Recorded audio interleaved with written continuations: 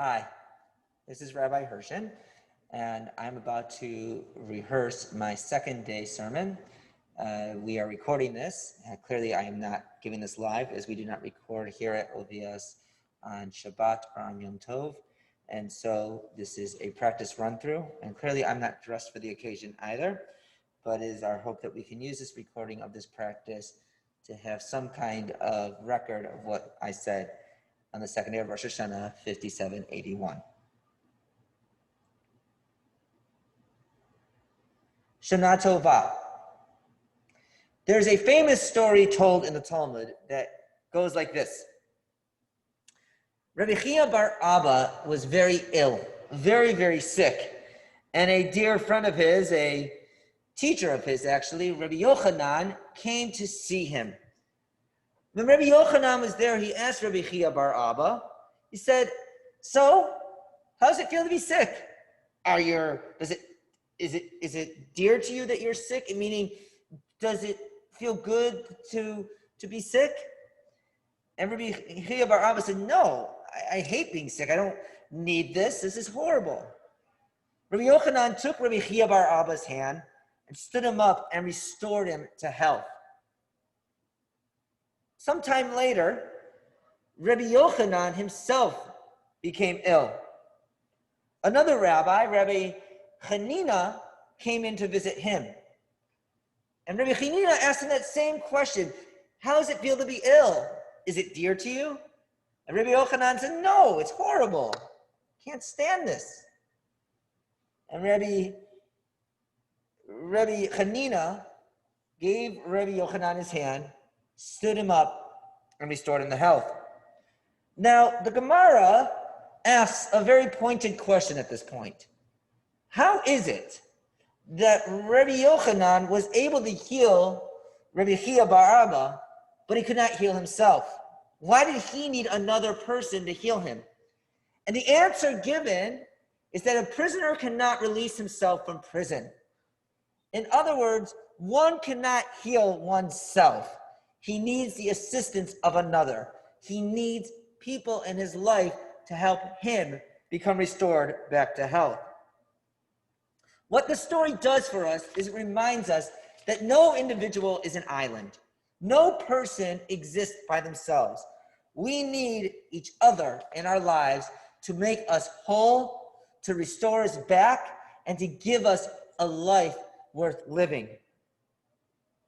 When it comes to the issue of health, the Rambam is the authority that we should most adamantly look at. The reason for this is the Rambam was an authority on health. There's a reason why there's Rambam Hospital in Israel. There's a reason why so many different places about medicine, the Maimonides Society, for instance, have got his name on it. Because the Rambam was not just a rabbi, he was a doctor, a lawyer, a philosopher, an astronomer, all these different things, in addition to being a lowly rabbi. And so his concepts of health care are very important. And in his work of Jewish law, the Mishnah Torah, he talks about health. He said, anyone who can save another person and doesn't, they transgress the law. Do not stand idly by the blood of your neighbor. And this is not just standing by watching them die or be hurt. It's if you could do anything to help another person and you choose not to, you are transgressing this law of the Torah. He also explained that the law in Deuteronomy and Devarim, where it talks about making a parapet on top of our houses, on the roofs of our houses, is not just talking about roofs. It's talking about any time that we leave something dangerous or do something dangerous for other people, we're transgressing that exact same thing. This could be something as simple as leaving an open bottle of cleaning materials around where children could get it. It could be something like digging a hole and leaving it unattended. It could be all sorts of things. But both of these principles are guiding principles to the Rambam to explain just how it is that we have to do more for other people. Returning back to the Talmud, it's important to understand what our ancestors saw as our health responsibilities. Talks about Rabbi Akiva, one of my heroes, and Rabbi Yishmael were going for a walk when they came upon a person who was sick. And he asked them, "Masters, how can I be healed?" They said, "Take such and such and you will be healed." They told him a prescription of what he needed to do, and suddenly he would be healed. There was somebody traveling with them. And he said to the two rabbis, said, "Who made this person sick?" They replied, "Well, God." He said back to them, "Then why are you intervening? If God made them sick, how is it your business as a human to intervene against God?" And they said, "What is your work? What do you do for a living?" And he said, "Well, I work the land. I take care of vegetation, of gardens. It's my job." And they said, "Who created that vineyard that you're taking care of?" And he said, "God, of course." They said, then why are you getting involved in something that involves God? Why are you getting involved in taking down his vineyard? And the man responded, "If I don't go out and plow that vineyard, if I don't go out there and keep it up, then there will never be any fruit coming from it." And they said to him, they called him a fool. They said, "Here's the thing. A tree, if it's not fertilized or weeded, and the area around it is not plowed, it will not grow. And even if it does grow, it's not given water to drink, it will die." They said the same is true of the human body. It's just like a tree. Medicine is the fertilizer, and a doctor is the tiller of the soil. So let us begin with a basic understanding of the Jewish concept of healthcare, of the Jewish idea of healing. Prior to monotheism, prior to the creation of Judaism as the first monotheistic faith, the world was populated by polytheistic idolaters, pagans. And it was their deep-seated belief system that anytime somebody was sick, it was because they had done something to upset the gods, and therefore they deserved whatever was happening to them. In fact, in the polytheistic pagan system, all human woes were because the gods were angry and we couldn't do anything to change that. Judaism came along and upturned the entire system. For when there was only one God, there was no system of gods fighting with each other. And when there was only one God, we then have a relationship with that one God, and we matter to that one God. And when that one God has illness in his world, we have a responsibility to do something about it. And thus, in the Jewish system, healing becomes not just something that's possible, it becomes a good thing, and it actually becomes obligatory. One of the reasons for this is the Latin phrase imitatio Dei, which means we imitate God by doing these things. Just as God heals us, we heal us. We get all of this from the Talmud. We get all this from the Tanakh. Okay, hold on. This has to be reorganized a little bit, I think. Okay. The Talmud explains further on that not only, that from the verse in Shemot, and you shall cause him to be thoroughly healed, that this is God giving permission to doctors to heal. Think about it. Healing people was so important that in the Torah, who was the one that was doing the healing? The high priest, the most important person to the Jewish people. It was not just about the incantations, it was about practical solutions. It was about getting results. In fact, what is there? There's no more important day to the Jewish people than Shabbat.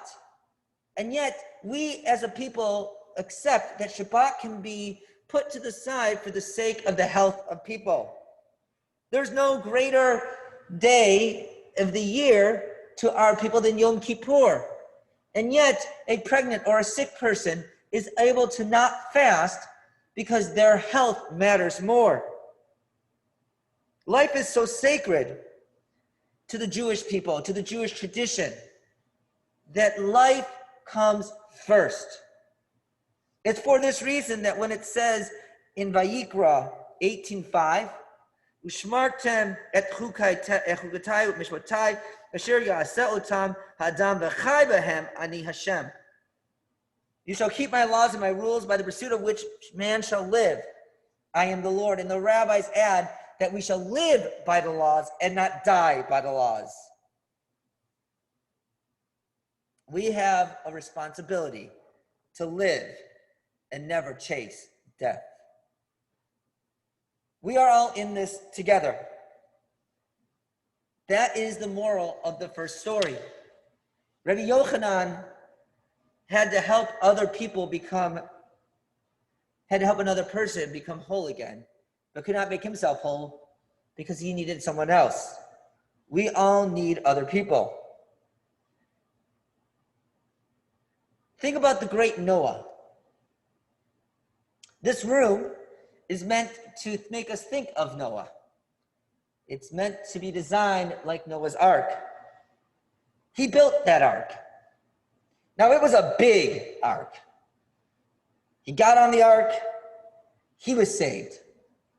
But what of his friends? Start that over. Think about Noah and the ark that he built. He built it, he got on it, and he was saved. But what of his friends? We have to imagine that it took years to build a structure as large as his ark.